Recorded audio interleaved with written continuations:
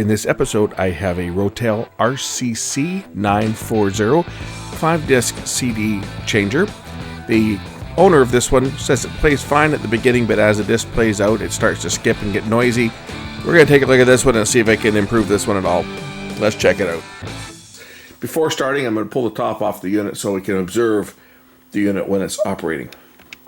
Okay, top's off the unit.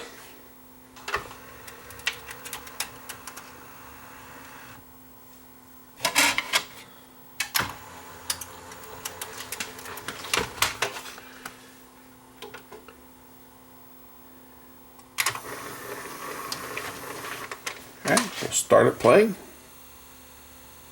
and we'll see what it does. It didn't even recognize my disc.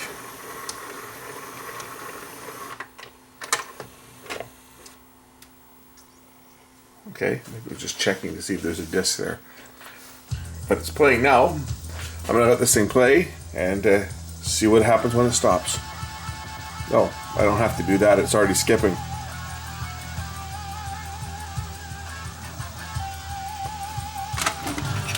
So we have a skipping problem on this one.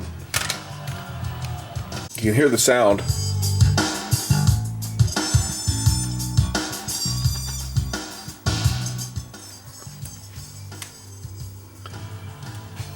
Looking at the disc itself, it almost looks like the disc itself is it's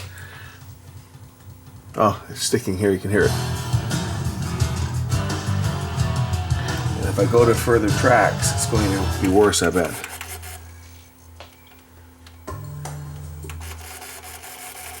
Go near the edge of the disc. Of course, I went too far.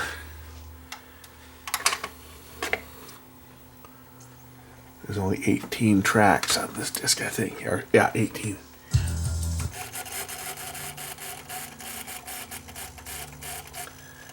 My other one's got 20.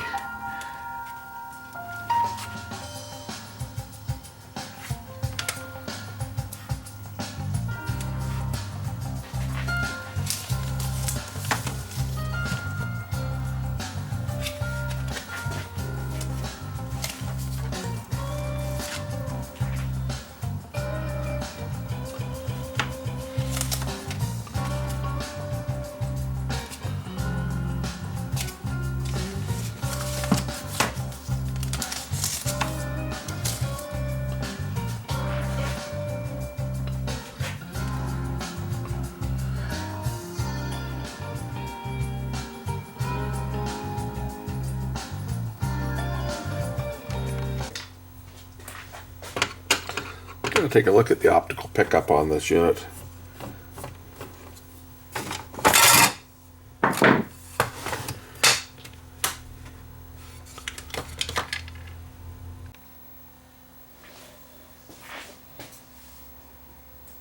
So we're looking at a close-up of the lens. There's a bit of dust and debris around on the side here of the lens,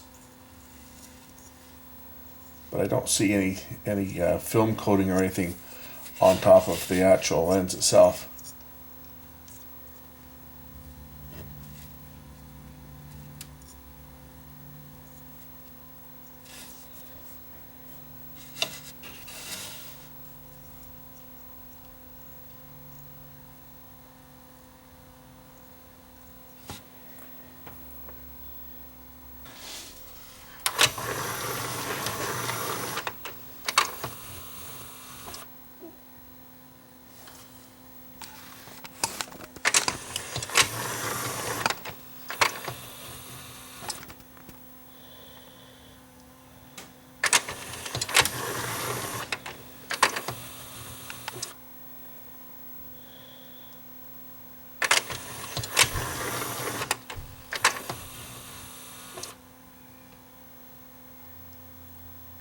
Looks like there might be some debris on the inside of the lens.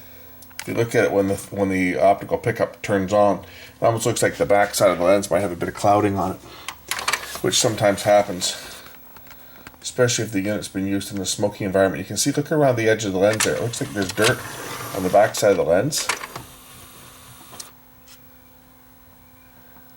I'll just try and get it from a different angle slightly here.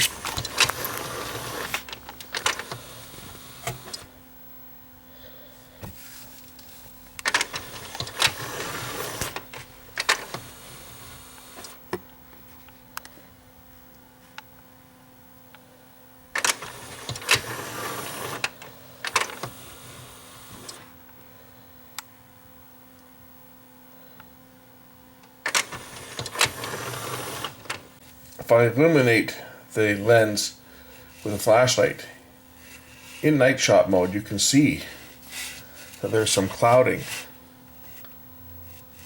on the internal optics of the lens. And this could obscure the laser a little bit.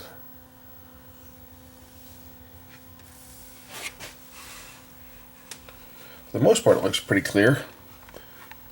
Let's take the night shot filter off.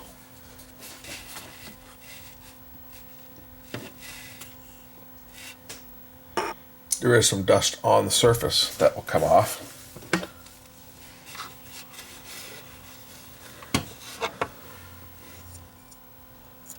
But that's not going to be a problem anyway, because any dust on the surface is really, or any little bits of fuzz on the surface is going to be out of focus anyway.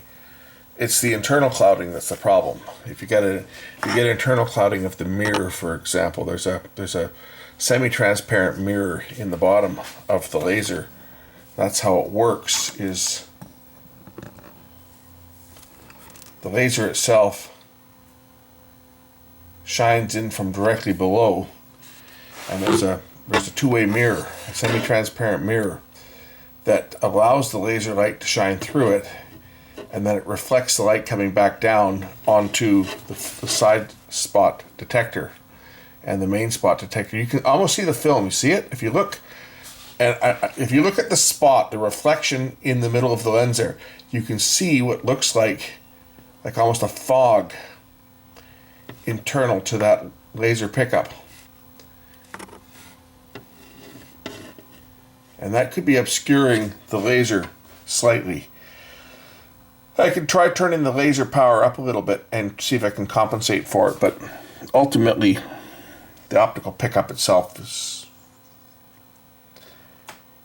approaching the end of its life.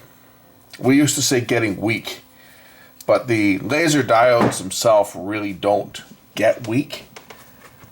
What usually happens on these units is they're used in an environment that the air is not clean.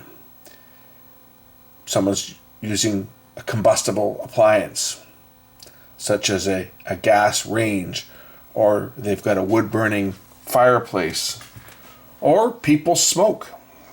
And smoking is the biggest cause of failure for electronics, by far.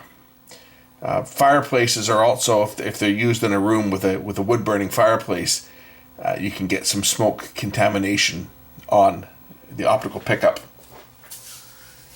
But cigarette and other burning materials, tobacco, let's just say tobacco and other materials that people consume for recreation.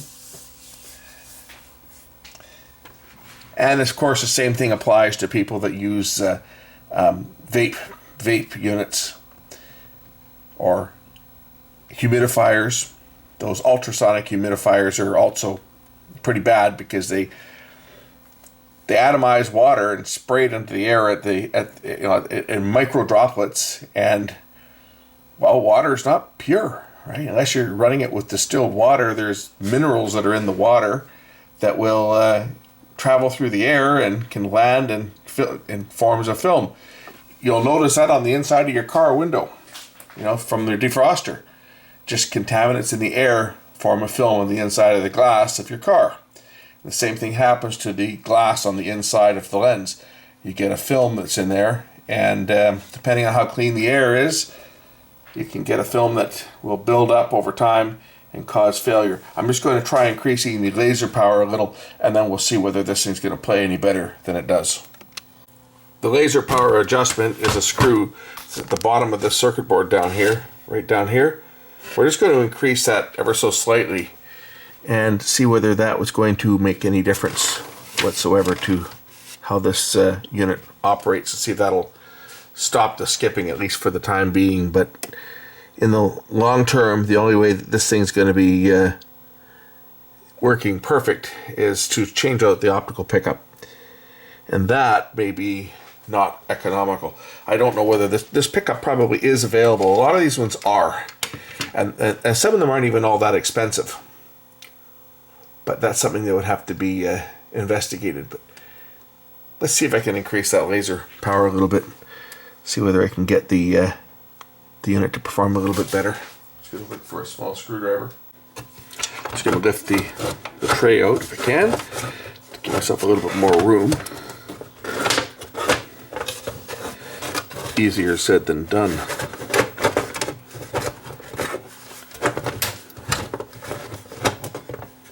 Oh, I can probably get it in there like that, just holding this out of the way.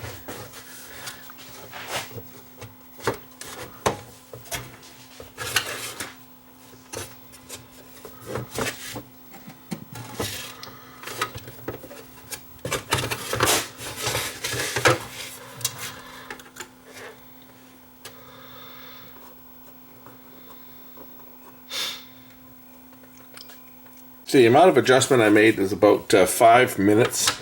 If you're looking at the face of a clock, 4 to 5 minutes clockwise is about what I would have turned that control.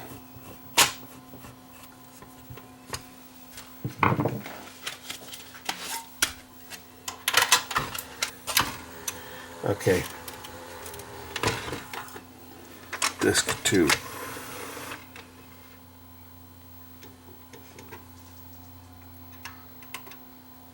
Play.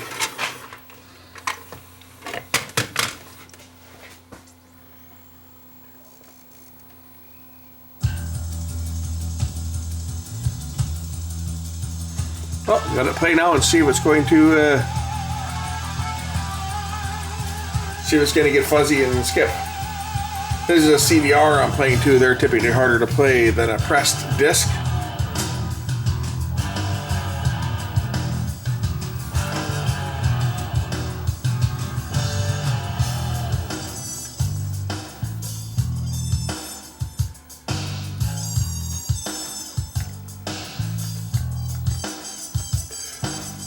At this point, I'm just going to let it play, and we'll listen to it. I'll monitor it as it's playing through the disc. See if it can make it through this entire disc without skipping. Or now up to track number 16, still playing. No problem so far, so I'm going to keep my fingers crossed it's continue to play. I'm going to let this play through a few more times before I put it together, but it looks like it's holding out. Let's go to track 17.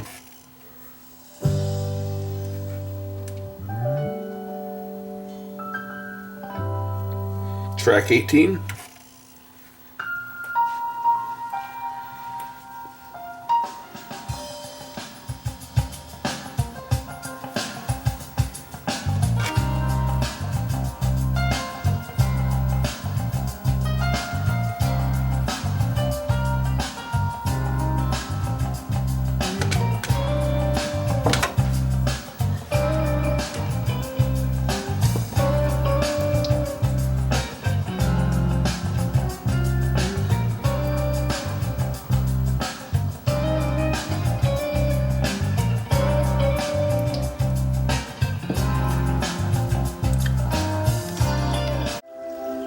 Well, I'm into another disc now. This is a pre-recorded disc, a stamped disc as opposed to a CDR.